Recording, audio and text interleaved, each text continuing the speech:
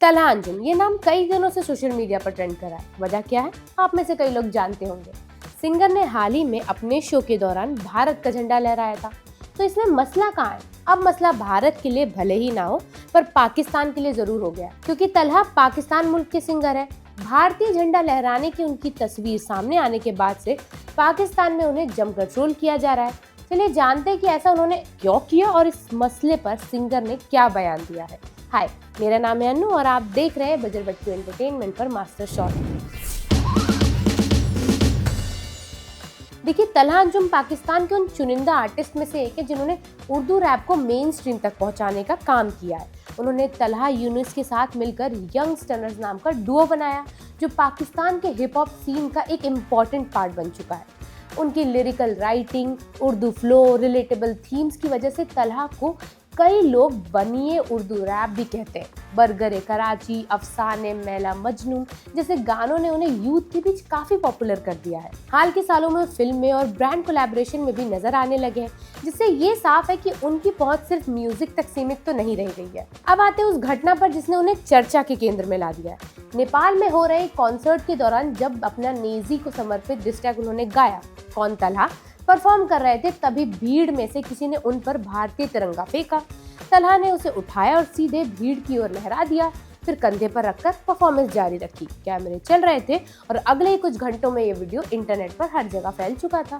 इसके बाद जो रिएक्शन आए वो दो हिस्सों में बंट गए। पाकिस्तान के कुछ दर्शकों ने कहा कि एक पाकिस्तानी आर्टिस्ट द्वारा भारतीय झंडा लहराना अनुचित यानी सही तो नहीं था। वहीं भारत के कई फैंस और अन्य अंतर्राष्ट्रीय दर्शकों ने इसे आर्ट बियॉन्ड बॉर्डर्स का एक पॉजिटिव मैसेज माना। मामला सिर्फ एक क्लिप से बढ़कर एक बड़ी चर्चा में बदल गया।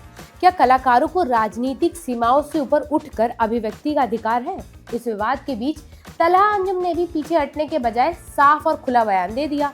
एक्स पर उन्होंने लिखा कि उनकी कला किसी सीमा में बंधी नहीं है और उनके दिलों में किसी के लिए नफरत नहीं है। उन्होंने ये भी कहा कि अगर उनकी ये हरकत किसी को परेशान करती है तो भी वो इसे फिर से करेंगे, क्योंकि उनके लिए म्यूजिक, कल्चर और आर्ट देश की सीमाओं से बड़ी है। तलहा के इस बयान ने लोगों को फिर से दो हिस्सों में बांट दिया, जो हमेशा होता है।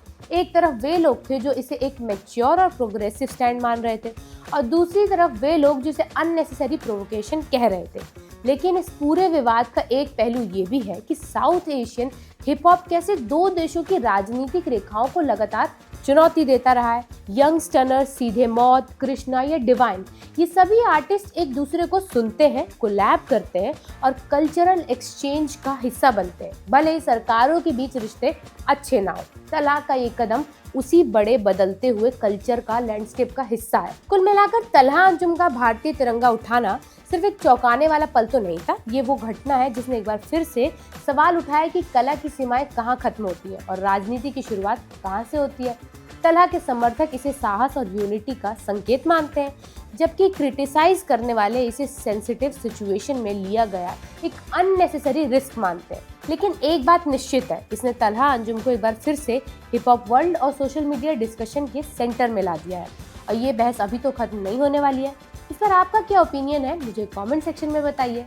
मैं आपसे मिलूंगी मास्टर शॉट के अगले एपिसोड में। तब तक के लिए देखते रहिए बजर बट्टू एंटरटेनमेंट।